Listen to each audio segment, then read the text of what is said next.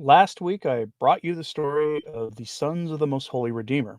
They're a religious order of priests, more akin to the FSSP and organizations like that than an actual religious order, based out of Scotland. But this story involves the only group of theirs, to my knowledge, who are not in Scotland. This group, the Sons of the Most Holy Redeemer, are operating in New Zealand, and they ran into problems with their bishop. They were essentially kicked out of the country and their mass offerings canceled and replaced by a single traditional mass offering by their bishop to cover the needs of the laity in conformance with Traditionis Custodes. What happened there is that they were accused of doing spiritual bad things, mistreating the laity and all sorts of things. And they were accused of performing exorcisms without authority. Now, the more I read about this, the more I suspect that the spiritual mistreatment of the laity accusation leveled against them is that they were teaching things that the Catholic faith had always taught before about 60 years ago. If you look at some of the critiques of Father Chad Ripperger, he often gets accused of these same things because he will often teach you things about morality and how to live a Catholic life and about prayer and penance and the rest that you don't hear much about anymore. In fact, you hear quite the opposite things. And he gets accused of those things as well.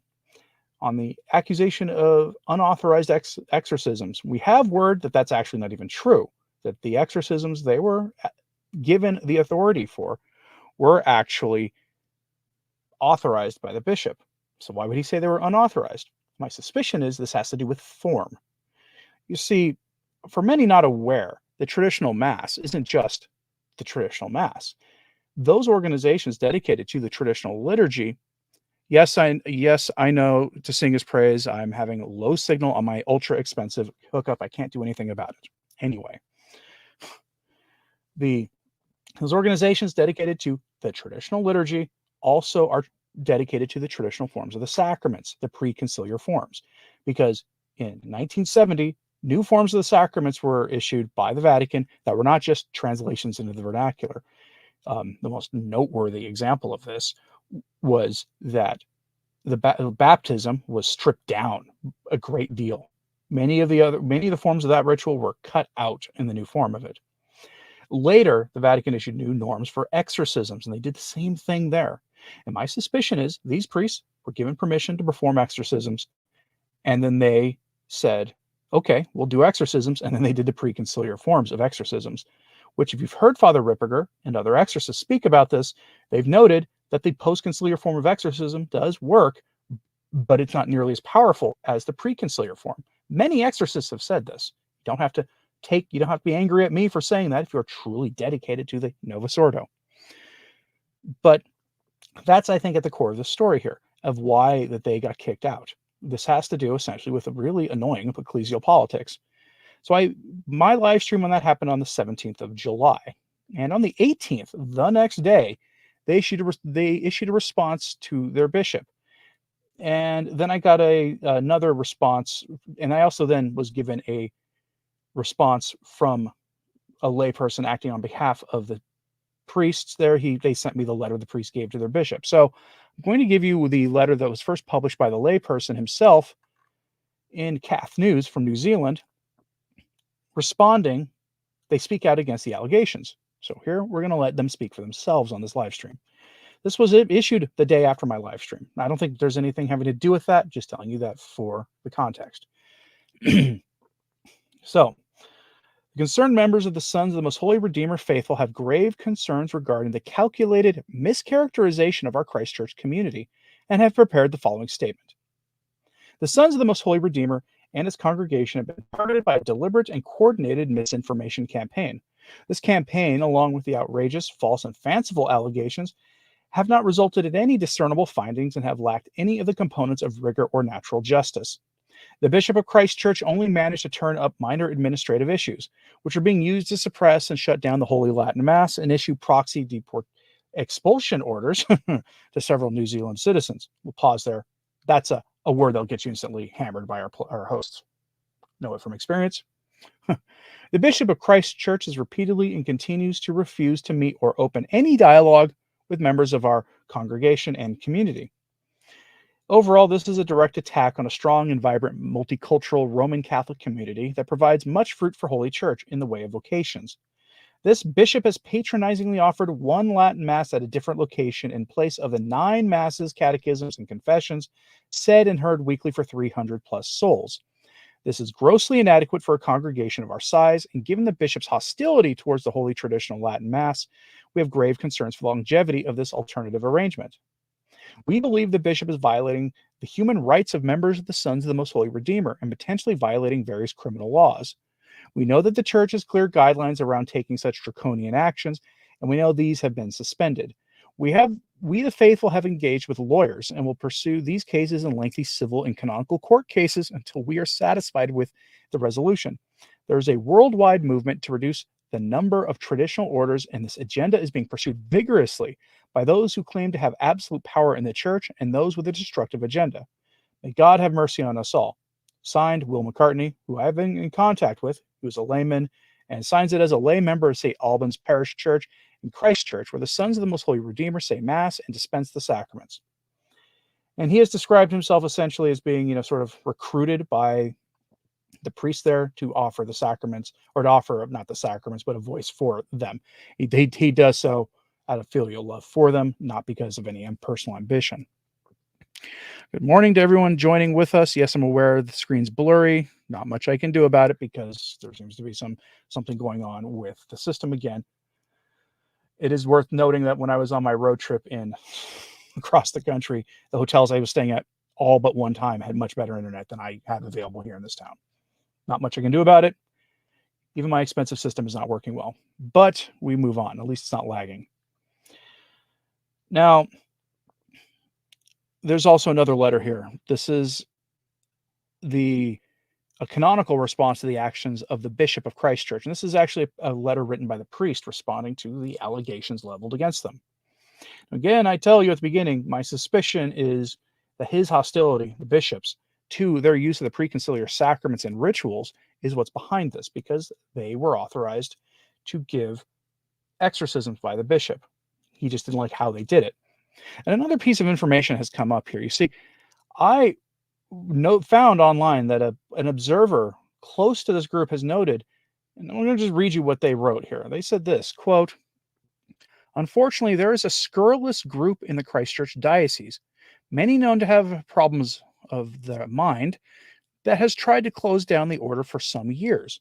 One man in particular has blamed the order because of the breakdown of his marriage, due, from what that man's mother told her friends, to him being really, truly bad to his wife.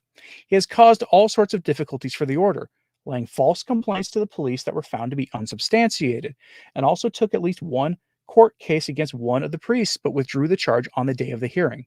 His mother and acquaintances know that he has problems of the mind, and that he has had the ear of the Bishop of Christ Church. The complaint is said to be because of exorcisms, but the order was given permission for 2 exorcisms, and that was admitted by the bishop. This whole thing needs to be investigated properly. People in the Christ Church diocese, including those who do not attend the traditional Mass, are upset with the bishop's treatment of the order." End quote. We've seen this happen before. We've seen in other places that bishops will often have the ear of truly unsavory characters in their diocese, because it tends to fit what they're trying to do, what their ultimate goal is for whatever's going on in their diocese. Or maybe just out of ignorance. They don't know that this person isn't trustworthy. This has happened many times. I've reported on this kind of thing many times over the years, and usually involving traditional orders. It's kind of a spooky kind of thing where you see this format play out over and over again in places across the world and in far-reaching places. But that having been said, here's the bishop's, or the letter the priest wrote in response to this, because this all started happening about 10 days ago. In his letter of the 13th and 14th of July 2024, Bishop Michael Galen publicly announced the measures he was taking against the FSSR, removing these faculties of the priests who are members of the FSSR and requesting that members of the group, the fathers and brothers, to leave the Diocese of Christ Church.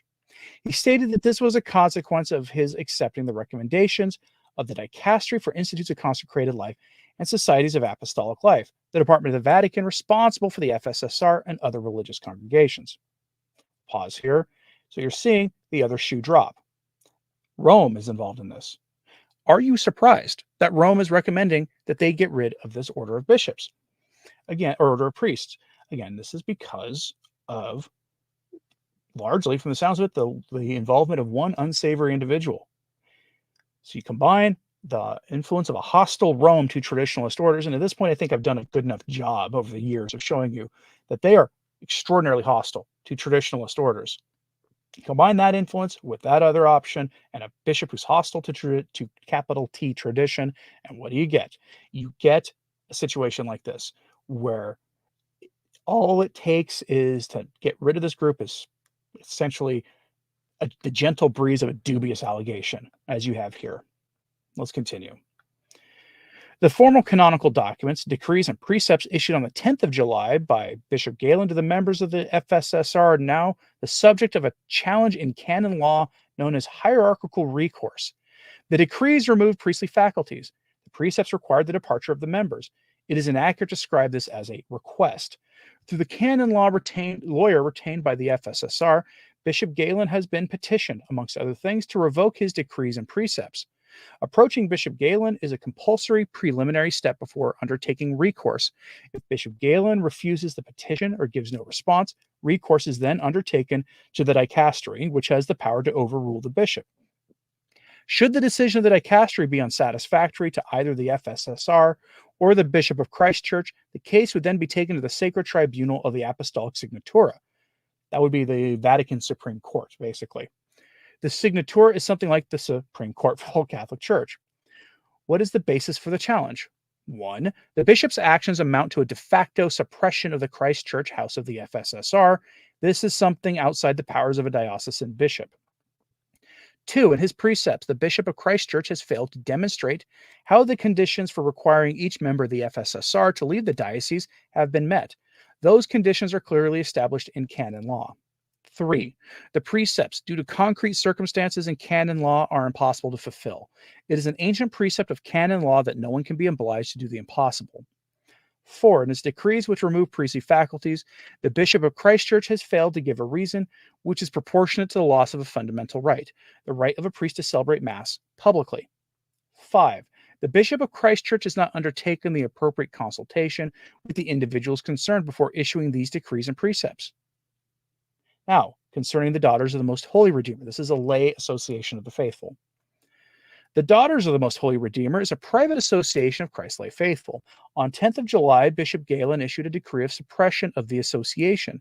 The members of the association have retained the same canon lawyer as the sons to challenge the decree through hierarchical recourse. Bishop Galen is asked to revoke the decree because it is null due to error of law and of fact. What is the basis for the challenge? 1. The decree seeks to suppress the association because it was established without the consent of the Bishop of Christ Church.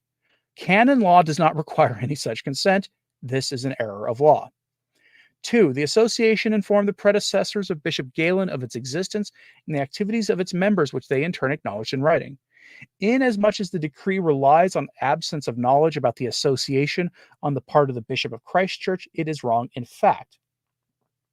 So there's a note about the relationship between a religious congregation and the bishop. Conflicts and tensions between religious congregations and diocesan bishops are nothing new in the Catholic Church. Whilst a bishop and the diocese form the essential structure of the Church, it is not the exclusive way that the Church is organized or power is distributed. Religious congregations like the FSSR are given what the canons refer to as a just autonomy.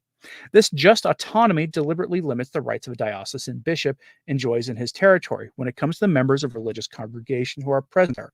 An established house of a congregation has an independent existence in canon law, which a bishop must also observe. End quote.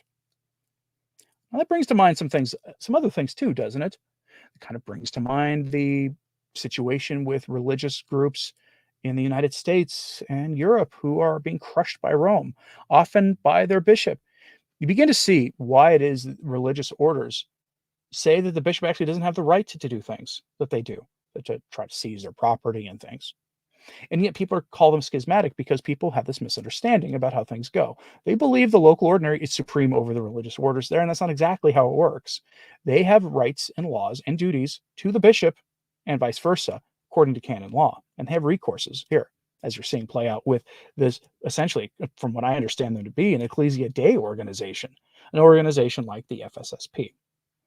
Usually, though, what we don't see is people fighting back, and here they are doing just that. They're fighting back, and God bless them for it.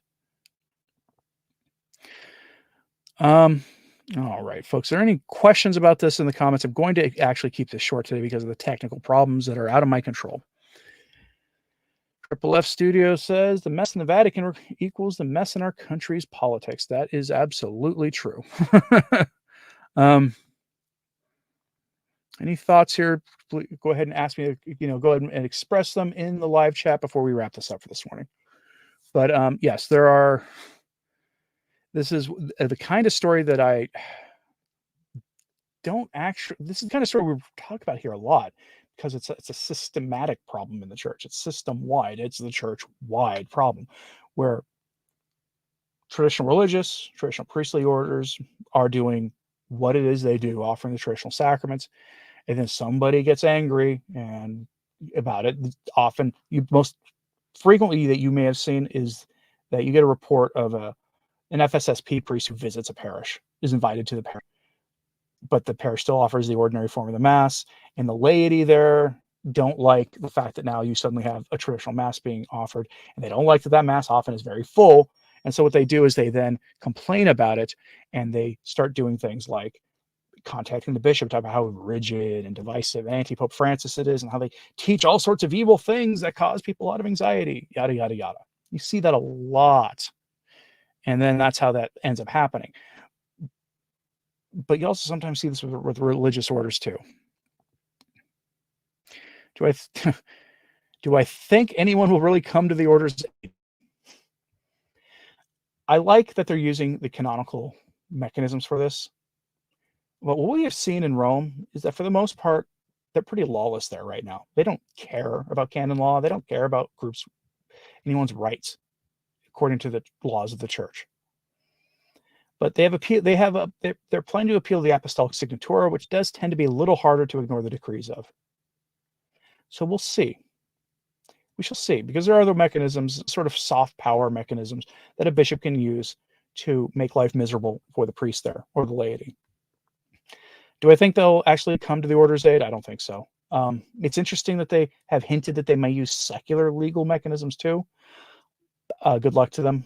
I don't know what the situation is in New Zealand on those sorts of things. I know that in the United States, you've seen this over and over and over again, where laity have tried to take to court their bishop, or even like religious groups have tried to take them to court over things that were not criminal in nature. And the courts, at least in the U.S., keep saying we don't have any right to. This is not our jurisdiction to rule on things internal to the church. So I will use one group as an example to give you an idea of one that doesn't involve the bishop, just because it's interesting, but I won't name who it is, but it's a group everybody's heard of watching this. Somebody once took up some rather famous internet sedevacantists to court, claiming that they were not actually members of a religious order, that they were not even really Catholic, and all the rest of it. And the judge says, it's not my place to determine this stuff. Take this elsewhere. And dismissed it. That happened. This has also happened with other kinds of conflicts too. The secular courts often are not that terribly interested in getting involved in these disputes, and for good reason. Interesting that Suzanne tells me, and I'm having issues even on my end. It says your technical issues disappear when the stream is replayed. It's only the live stream that has issues. That's interesting. That's weird too, but okay. All right, folks. Thanks very much for tuning in today. Keep these priests in your prayers, and I'll give you updates on them as the story develops. And as always, pray for the church. Anthony Stine, Ave Maria.